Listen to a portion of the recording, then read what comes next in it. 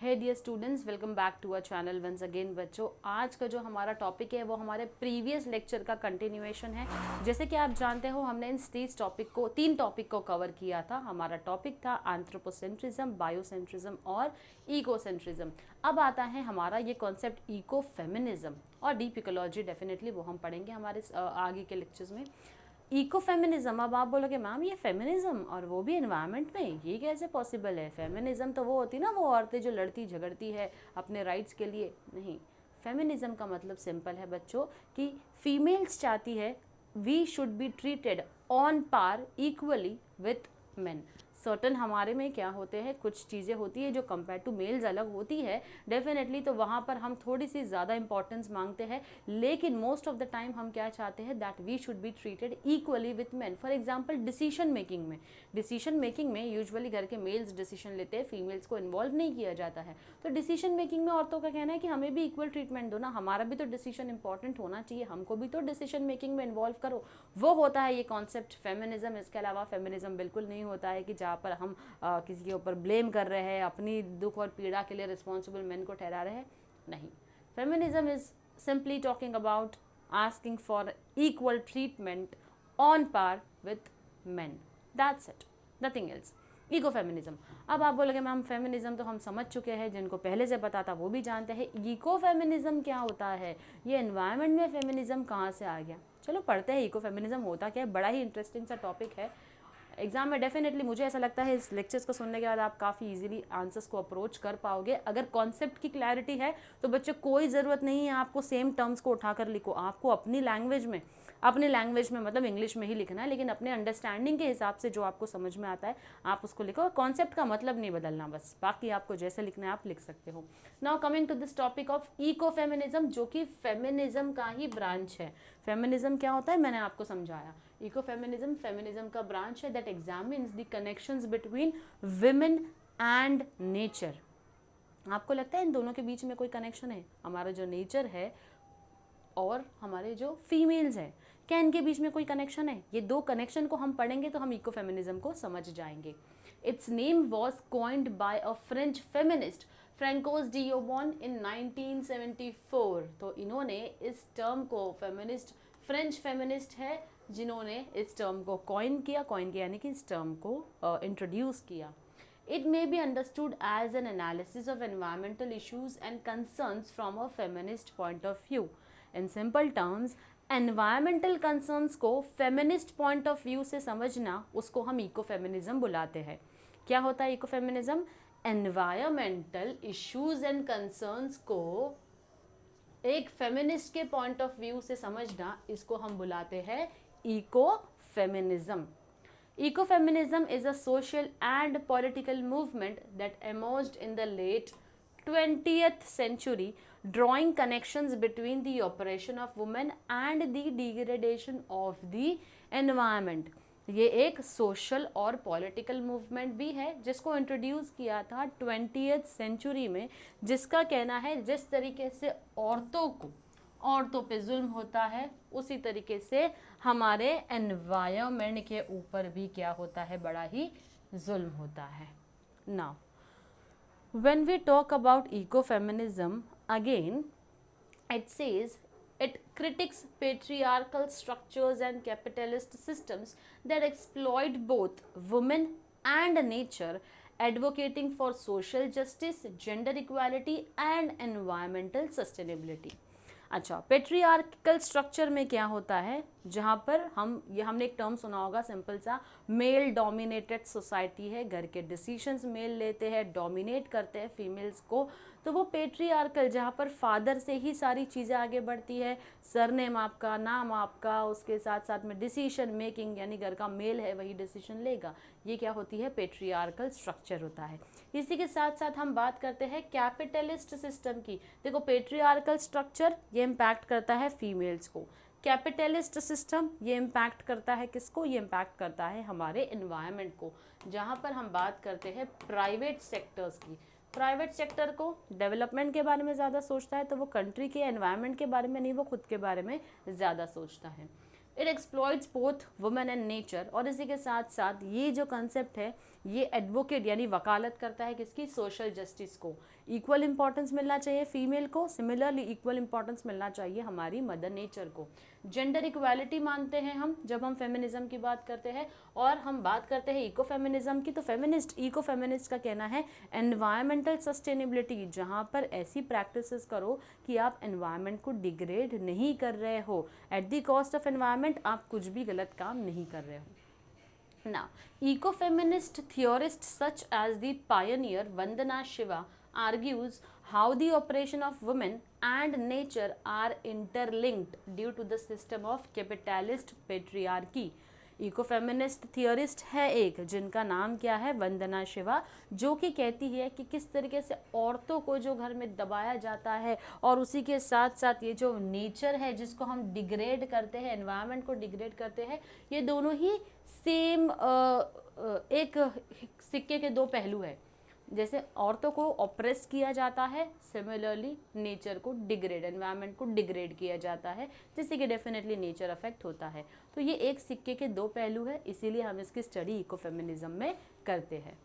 Now moving ahead with the same concept, ecofeminism theorizes that we exist in a culture dominated by capitalist patriarchy, how societal values and ethics are controlled by a profit driven sexist and male centered society।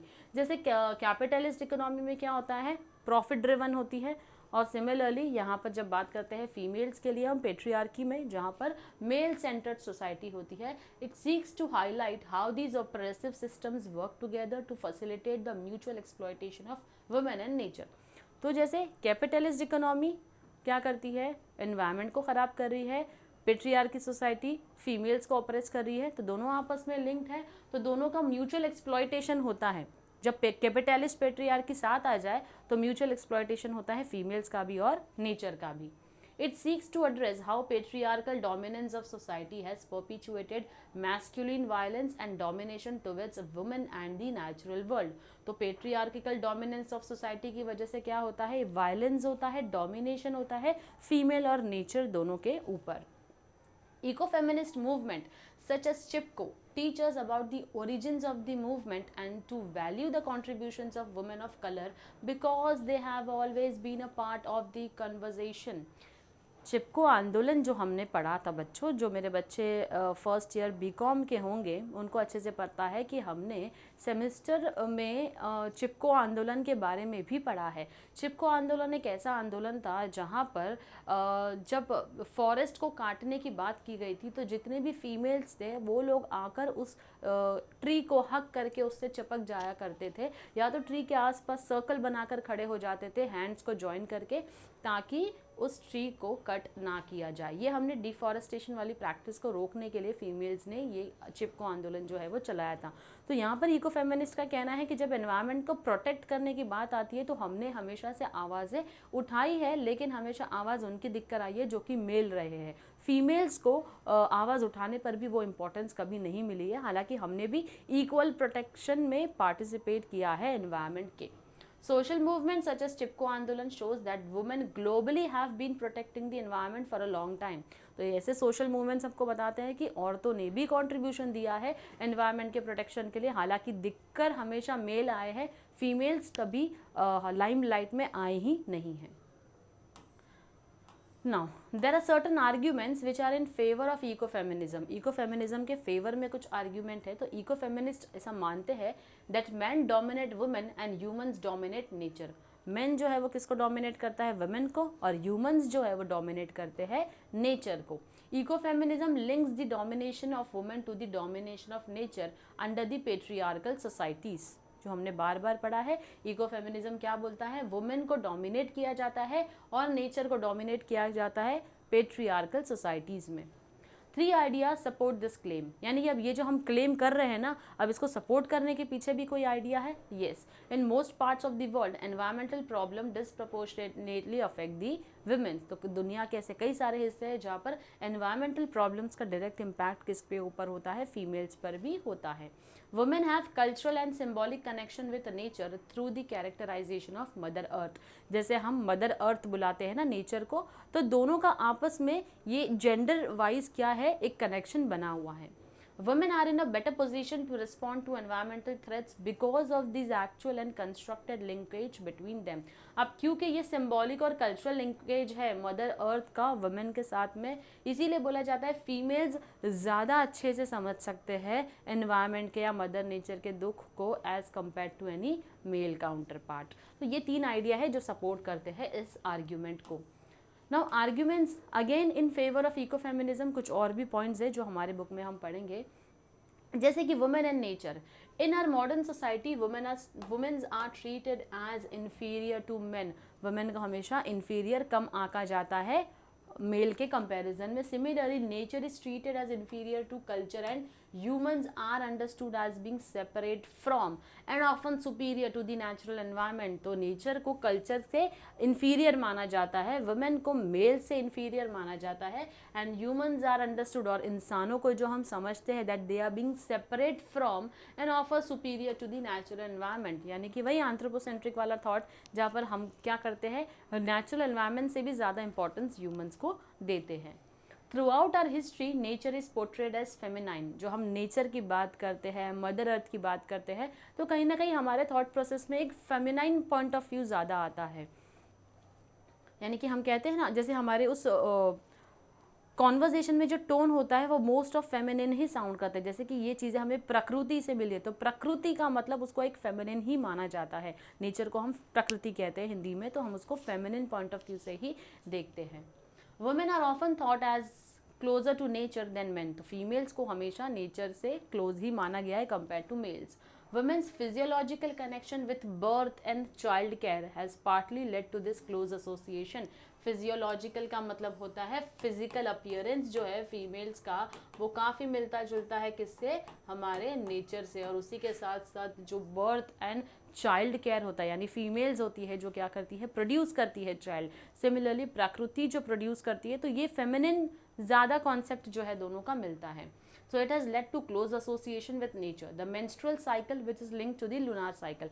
अब nature में क्या आता है, lunar cycles, और females को क्या आता है, ये जो मेंस्ट्रुअल साइकिल होता है. तो कहीं ना कहीं ये दोनों को भी एज ए एविडेंस माना गया है, फीमेल्स का मेंस्ट्रुअल साइकिल और नेचर का लूनार साइकिल. तो ये दोनों को क्या माना गया है, ये एक बेस माना गया, एविडेंस माना गया है कि women's are closely associated to the nature. Ecofeminism believes that patriarchal society is built on 4 interlocking pillar. Patriarchal society जो है वो 4 इंपॉर्टेंट पिलर पर बनाई गई है. एक तो sexism, that is talking about gender. दूसरा आता है रेसिज्म. तीसरा आता है क्लास एक्सप्लॉयटेशन. चौथा आता है environmental destruction. Its analysis reveals that it's not only women who are portrayed as being closer to nature. Oppressed races, social classes have also been closely associated with nature. सिर्फ females ही नहीं हैं जो कि nature को nature से ज़्यादा associated है, closely related है. उसके अलावा जो ऑप्रेस्ड क्लासेस है, ऑप्रेस्ड रेसेस है, और उसी के साथ साथ सोशल क्लासेस जो हमने बनाई है हमारी सोसाइटी में, lower class, middle class, upper class, जो हमने सोसाइटी में क्लासेस बना रखी है, कहीं ना कहीं ये भी ऑप्रेस्ड क्लासेस या ऑप्रेस्ड रेसेस, सोशल क्लासेस, ये भी जुड़ी हुई है हमारे नेचर से. Now second point talks about patriarchal dualism. Patriarchal dualism is a concept within ecofeminism that highlights interconnectedness of patriarchal social structure and the exploitation of both women and the environment. Patriarchal dualism होता क्या है. अब बच्चों यहाँ पर मैंने सब कुछ लिखा है, लेकिन जो इंपॉर्टेंट पॉइंट्स है हाईलाइट करके उसको समझ लो, उसको नोट डाउन कर लो. इनका सिंपल सा कहना है हमारी सोसाइटी पेट्रियार्कल है. तो पेट्रियार्कल सोसाइटी में जब डिसीजंस मेन लेते हैं तो क्या होता है, क्या होता है, एक्सप्लॉयटेशन होता है. किसका, फीमेल्स का और एनवायरनमेंट का. क्यों, क्योंकि यहाँ पर मेल जो है वो डोमिनेट करते हैं सोसाइटी को. Now within patriarchal dualism women are often seen as closer to nature and their roles within society are often linked to nurturing, care giving and domestic task which are traditionally associated with the natural world. वो आपने वो society में एक सोच सुनी होगी कि औरतों का काम क्या है, शादी करो, बच्चे पैदा करो, घर संभालो. तो ये पेट्रियार्कल सोसाइटी में क्या है, एक सोच जो है वो बनी हुई है। तो फीमेल्स का रोल हमेशा कैसे देखा गया है, नर्चरिंग यानी कि पालन पोषण करना अपने बच्चों का, केयर गिविंग उनका ध्यान रखना, और डोमेस्टिक टास्क यानी कि घर के सारे काम करना। तो ये ट्रेडिशनली हमने इसको किससे लिंक किया, नेचुरल वर्ल्ड से, क्योंकि जब से दुनिया बनी है औरतें यही करती आ रही है, तो यही सोच आगे कैरी फॉरवर्ड हो रही है। This association with nature has historically been used to justify the subordination and oppression of women. अब क्योंकि दुनिया जब बनी वैसे ही सब कुछ चलता आ रहा है, तो हम उसी चीज़ को कैरी फॉरवर्ड कर रहे हैं। तो ये हमारे पास एक क्या हो गया, तरीका हो गया फीमेल्स को ऑप्रेस करने का, उनको डोमिनेट करने का। Now imagine a society where men typically hold positions of power and decision making, while women are often relegated to roles involving caregiving and nurturing, such as taking care of children or maintaining the household. Now patriarchal dualism in simple terms, if you see, एक ऐसी society की यहाँ पर बात होती है, एक ऐसी सोसाइटी की यहाँ पर क्या चल रही है, बात चल रही है, जहाँ पर एक घर है जहाँ पर हस्बैंड वाइफ रहते हैं, बच्चे भी रहते हैं, फैमिली रहती है। तो यहाँ पर हस्बैंड जो है वो क्या करता है, उसके पास पावर है, अथॉरिटी है डिसीजन मेकिंग की। On the other aspect if you see, तो जो फीमेल्स होती हैं उनका काम क्या होता है, आप घर संभालो, घर पे ध्यान दो, बच्चों पे ध्यान दो, यही काम करो। ये एग्जैक्टली पेट्रियार्कल ड्यूअलिज्म का मतलब होता है। Now in this patriarchal society, nature is often viewed as passive, vulnerable and in need of control and domination. तो जैसे फीमेल को हमेशा पैसिव रोल में देखा गया है ना, सेकेंडरी रोल में देखा गया है, प्राइमरी तो मेल निभा रहे, वैसे ही हमने नेचर को भी क्या देखा है, सिर्फ पैसिव ही देखा है।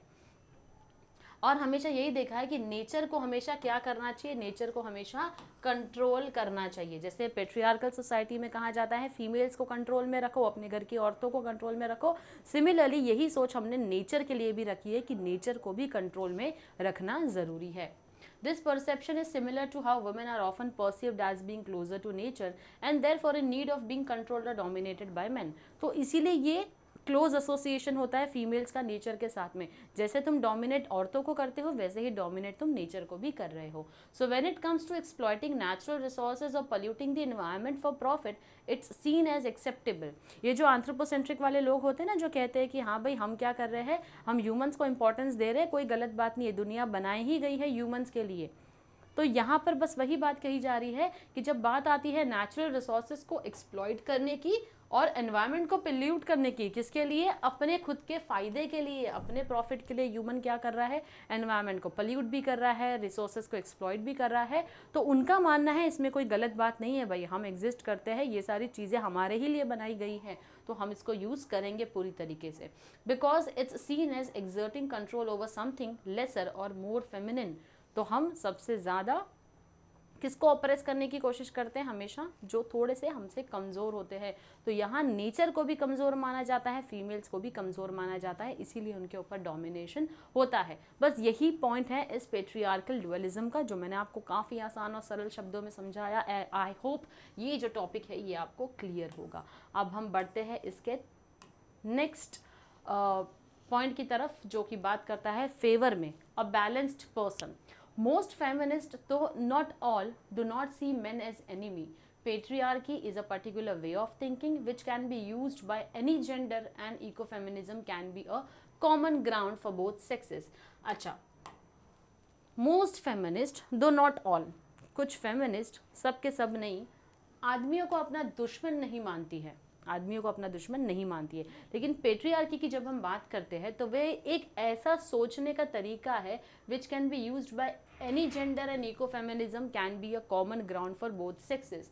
तो कोई भी जेंडर जो है वो पेट्रियार्की के बारे में सोच सकता है, irrespective of their sex, irrespective of their gender, वो सोच सकते हैं। और इकोफेमिनिज्म भी ऐसा कॉमन ग्राउंड है जो कि दोनों के दोनों ही जेंडर सोच सकते हैं। यहाँ पर ऐसा नहीं कि इकोफेमिनिज्म का मतलब सिर्फ फीमेल ही सोचेगी, मेल्स भी इकोफेमिनिज्म के कॉन्सेप्ट को प्रमोट कर सकते हैं, उनको सपोर्ट कर सकते हैं। नाउ फीमेल क्वालिटीज जैसे कि cooperation, nurturing, being supportive, non violent and sensual are specially appropriate for creating an environmentally aware society. अब ये फीमेल की जो क्वालिटीज़ होती है ना, हमेशा कोऑपरेट करके आपस में चलते हैं, फैमिली के साथ तो definitely we do cooperate, nurturing, care giving, supportive होती है, और ज़्यादातर हम नॉन वायलेंट ही होते हैं, हम ऐसा लड़ाई झगड़ा मारा पीटी करने पर नहीं उतरते हैं। तो कहीं ना कहीं हमारी ये क्वालिटीज़ जो है बहुत ही ज़रूरी है सोसाइटी में एनवायरनमेंट से रिलेटेड अवेयरनेस क्रिएट करने की। Now, some ecofeminists believe that traditional male qualities like competitiveness, individuality, assertiveness, leadership, and intellectually are valuable in appropriate context and should be integrated with female qualities in a well balanced person. हम ये नहीं कह रहे कि mail की कोई quality काम की नहीं है, मेल्स की भी कई सारी क्वालिटीज़ है जो कि काम की है, जैसे कि कॉम्पिटिटिवनेस उनकी एक क्वालिटी जो काम की, इंडिविजुअलिटी उनका, assertive nature, leadership quality, intellectually हम जो मानते हैं हमेशा मेल्स को हमेशा ज़्यादा स्मार्ट मानते हैं, डेफिनेटली ये सोसाइटी की एक थॉट प्रोसेस है जो बनकर सेट हो चुकी है। तो कहीं ना कहीं जब हमको एक बैलेंस बनाकर चलना है अपने इस इको फेमिनिज्म थॉट प्रोसेस के साथ में, तो हम चाहते हैं कि फीमेल्स की जो कुछ अच्छी क्वालिटी है और मेल्स की जो कुछ अच्छी क्वालिटी है, इन दोनों ही क्वालिटी को हम साथ में ले आ सकते हैं ताकि इस इको फेमिनिज्म के कॉन्सेप्ट को हम ज़्यादा क्या कर पाए, प्रमोट कर पाए। That is what this point means. Now the last point under ecofeminism says that the self and the other. Ecofeminists argue that men tend to view the world in terms of a self-contained self, यानी कि एक self obsessed लोग होते हैं ना, तो eco feminism में eco feminist का मानना है कि मेंस जो है वो क्या है, सेल्फ ऑब्सेस्ड हो चुके हैं। उनको लगता है मैं हूँ और मैं ही हूँ, और बाकी उसके अलावा दुनिया की सारी चीज़ें वो अपने अदर वाले ऑप्शन में रखती है, including females. So this implies that natural world is simply a mechanical system that humans can exploit. जिसका मतलब है मैन को लगता है नेचुरल सिस्टम जो भी बना हुआ है उसको हम आसानी से एक्सप्लॉइट कर सकते हैं, because women are also viewed as other, they are also manipulated and control. अब ये जो मेन की अदर वाली कैटेगरी है, खुद सेल्फ ऑब्सेस्ड है, मैं हूँ और मैं ही हूँ, उसके अलावा बाकी सब अदर ऑप्शन में है, अदर वाली कैटेगरी में है, तो इस अदर कैटेगरी में मेंस ने फीमेल्स को भी रखा है, इसीलिए उनको लगता है हम नेचर को भी डोमिनेट कर सकते हैं, फीमेल्स को भी मैनिपुलेट कर सकते हैं। That is the entire arguments which are in favour of eco feminism. I hope ये टॉपिक आपको क्लियर होगा, इसी के साथ साथ इसके आर्ग्यूमेंट्स भी आपको क्लियर होंगे। मिलती हूँ आपसे अपने नेक्स्ट लेक्चर में जहाँ पर हम डीप स्टडी करेंगे कॉन्सेप्ट की जिसका नाम है deep ecology. Till then stay tuned to our channel. Thank you very much.